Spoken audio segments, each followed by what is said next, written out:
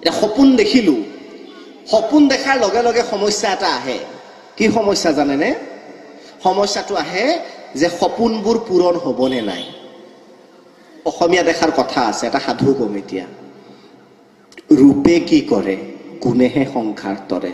আমি যেতিয়া সপোন দেখো আমি ভয় খাওঁ। সপোন দেখা প্ৰথম ষ্টেজ পাৰ হ'ল, দ্বিতীয় ষ্টেজত সপোনবোৰ পূৰণ কেনেকে হ'ব, টকা পইচা ক'ৰ পৰা আহিব, এনেকুৱা চিন্তা আহে। আহে নাহে?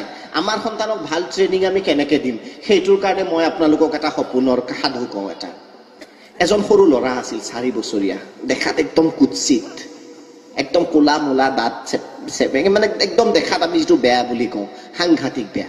তাক চবে গালি পাৰে, তাক কয় তই দেখাত ইমান বেয়া, তই কেতিয়াও আকাশ চুব নোৱাৰ, তই কেতিয়াও ওপৰলৈ যাব নোৱাৰ, তোৰ ঘৰৰ অৱস্থা ভাল নহয়, তই সদায় তেনেকে থাকিব লাগিব। চবে তাক গালি পাৰে, সি দুখ মনেৰে থাকে। তাৰ লগ বন্ধু সমনীয়াও বেছি নাই, নেখেলে কাৰো লগত, মনে মনে থাকে।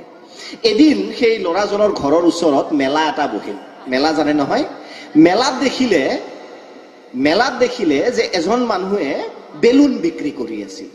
আৰু যেতিয়া বেলুন বিক্ৰী নহলে বেলুন বিক্ৰেতাজনে কি কৰে, সৰু ল'ৰা ছোৱালীখিনিক আকৰ্ষিত কৰিবলৈ ৰঙা নীলা বেলুনত গেছ ভৰাই, মানে হিলিয়াম গেছ, সেই হাইড্ৰজেন গেছ বা হিলিয়াম গেছ ভৰাই আকাশত উৰুৱাই দিয়ে।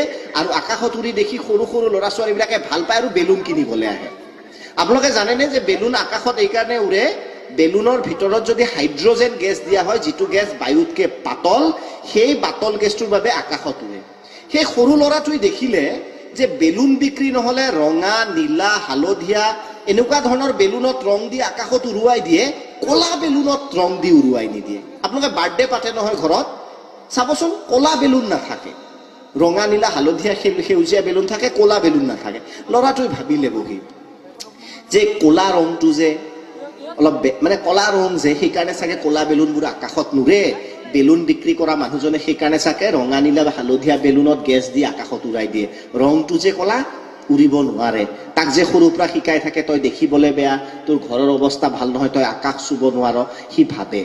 অকণমান সময় যেতিয়া বেলুন বিক্ৰেতা মানুহজনৰ ওচৰত যেতিয়া গ্ৰাহক নাছিল, সেই সৰু ল'ৰাজনে গৈ সুধিলে, অ খুৰা কথা এটা সুধো, বেয়া পাব নেকি? সি ক'লে, নাই বাবা, সোধাচোন। এই যে আপুনি আকাশত যে বেলুন বিলাক উৰুৱাই দি আছে, হাইড্ৰজেন গেছ ভৰাই ৰঙা নীলা হালধীয়া বেলুন, আপুনি কলা বেলুন আকাশত কিয় নুৰাই? ৰংটো কলা বাবে আকাশত নুৰে নেকি? তেতিয়া সেই বেলুন বিক্ৰেতাজনে ক'লে, কোনে ক'লে বাবা এই কথাটো তোমাক, কলা বেলুন আকাশত নুৰে? কৈছে, আপুনিতো এটাও বেলুন আকাশত উৰুৱাই দিয়া নাই, কলা বেলুন।